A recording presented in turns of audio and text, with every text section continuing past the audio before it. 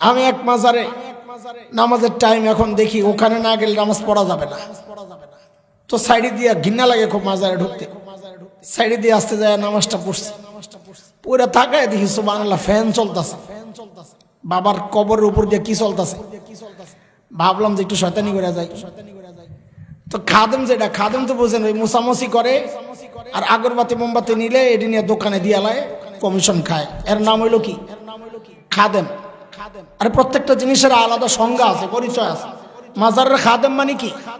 মাজারের খাদেম মানে হলো পোষাপুষি করবো, কেউ কিছু দিলে নজরানা মান্যত ওখান থেকে কিছু মারবো, আগরবাতি মোমবাতি গুলা নিয়ে আস্তে করে দোকান নিয়ে বিচ্ছালে। এর নাম কি? এর নাম কি? খাদেম। আজমির থেকে আসছে খাদেম। সুবহানাল্লাহ। তো আপনি মনে মনে চিন্তা করবেন যেন থেকে খাদেম মানি ওই হুজুর যেটা কইছে এটা মাজারের টাকা মারে আর আগরবাতি মোমবাতি বাইরে নিয়ে বেছে। ও আপনি সেই লোক? ও মাশাআল্লাহ। তা আমি ওরে ডাক দিলাম, এদিকে কি সমস্যা? মোল্লা দেখছো তো হ্যাঁ, তো মজা এমনি গরম হয়ে গেছে। হ্যাঁ কিসে? তা আমি কই এই আপনাকে এই যে পিসাব ঘুমাই রয়েছে আপনারা এর জাহান্নামী কি জন্য কন? আচ্ছা কন্ত দি। হ্যাঁ তো আমার দেখে এমনি হের মেজাজ ফুরফুটি। আর যেই বলছি আপনার পিসাবরে জাহান্নামী কি জন্য বলেন, আর তো আরো গেছে গরম হয়ে আমার মারতে। ভাই কই জাহান্নামী কইছি আপনার মোল্লা আলাই গালাগালি শুনছে। আপনি পিসাবরে জাহান্নামী কর নাই? কর না। আমি তাহলে কবর রূপে ফ্যান লাগাইছেন কি দরকার? ফ্যান লাগাইছেন তো এই জন্য যে কবরের ভিতরে আযাব হইতাছে, আল্লাহ পোড়াইতেছে, গ্রিল বানাইতেছে, আপনি উপরে দিয়ে ফ্যান লাগাই একটু বাতাস করতেছে। আর নাইলে ফ্যান কি জন্য লাগাইছেন? কর। যদি জান্নাতি হয় দুনিয়ার এই বাতাসের দরকার আছে? জাহান্নামী হইলেও দরকার নাই, কারণ জাহান্নামী হইলে এই বাতাস দিয়া ওই আগুন নিবানো যাবে না। কিন্তু লাগাইছেন কি জন্য একটা তো কইবেন। তো একটু দেখি কেমন কেমন হয়ে গেছে কাজ, এটা কি জবাব তুমি বুঝি না তো। সুবহানাল্লাহ।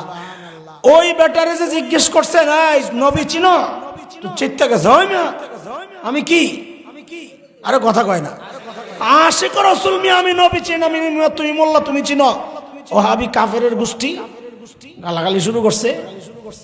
ও মোল্লা চিনো না, নবী চিনো তুমি না? মাশাআল্লাহ মাশাআল্লাহ, খুব ভালো। ও যে নবী চিনে বললো, ওর নবী চেনাটা কেমন আমি খুব বলছি কয়দিন গত রবিউল আউয়ালে। ওর নবী চেনাটা কেমন তো শোনেন। এই রায়পুরা একটা মাদ্রাসা আছে, রায়পুরা মানে এই যে আপনার রায়পুরা মির্জানগর মাদ্রাসা আছে না, বড় মাদ্রাসা। হিফজের দিক থেকে বাংলাদেশের অন্যতম শ্রেষ্ঠ মাদ্রাসা একসময় ছিল, এখনের হালত আমার জানা নেই, ভালোই থাকার কথা। আমার আপন ফুফা শ্বশুর একজন অনেক বড় বুজুর্গ মানুষ, আল্লামা হাফেজ হাফিজুল্লাহ রহিমাহুল্লাহ তাআলা, হযরতের গড়া মাদ্রাসা। ওনার এক ছোট ভাই আছে হাফেজ নুরুল্লাহ। ছোটবেলায় আমরা যখন ফরিদাবাদ মাদ্রাসায় পড়ি, ছোট আজকে যেমন হিফজুল কোরআন প্রতিযোগিতায় আমাদের প্রতিযোগীরা বিদেশি পুরস্কার ছিনায় আনে, ওই সময়ও বাংলাদেশি প্রতিযোগীরা পুরস্কার ছিনায় আনছে। কিন্তু ওই সময় আল্লামা ইন্টারনেট আর ফজিলাতুল শেখ ওই যে ফেসবুক আর ইউটিউব রাহিমাহুল্লাহ লানাতুল্লাহ এরা না থাকার কারণে ওই সময় প্রচারণা পায় নাই।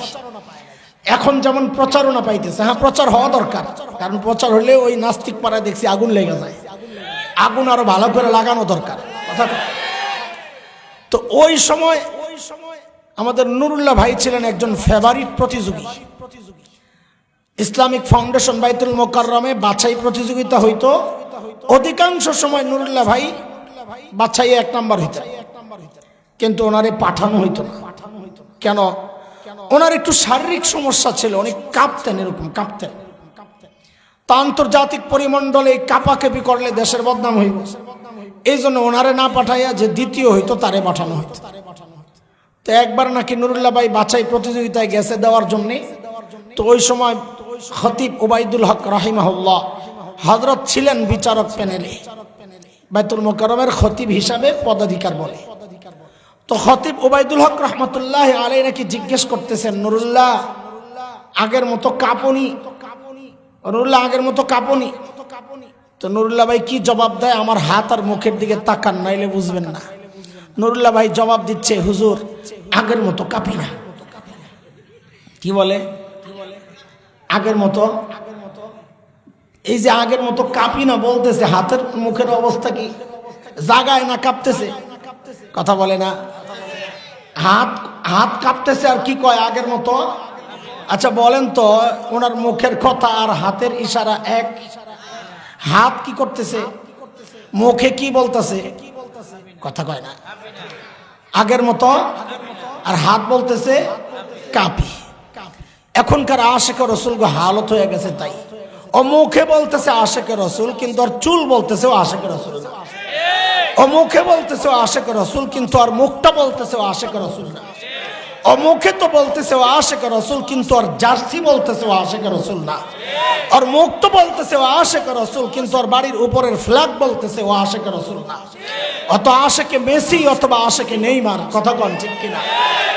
ও আশেক রসুল হইলে ওর গোটা শরীরটাকে নবীর সুন্নত দিয়া সাজাইতো, নবীর লিবাস দিয়া সাজাইতো, নবীর স্টাইলের চুল রাখতো, নবীর স্টাইলে দাড়ি রাখতো, নবীর স্টাইলের পোশাক পরতো। কিন্তু আশেক রসুল না, ও যাদের আশেক ও ওদের পোশাকই ধারণ করছে।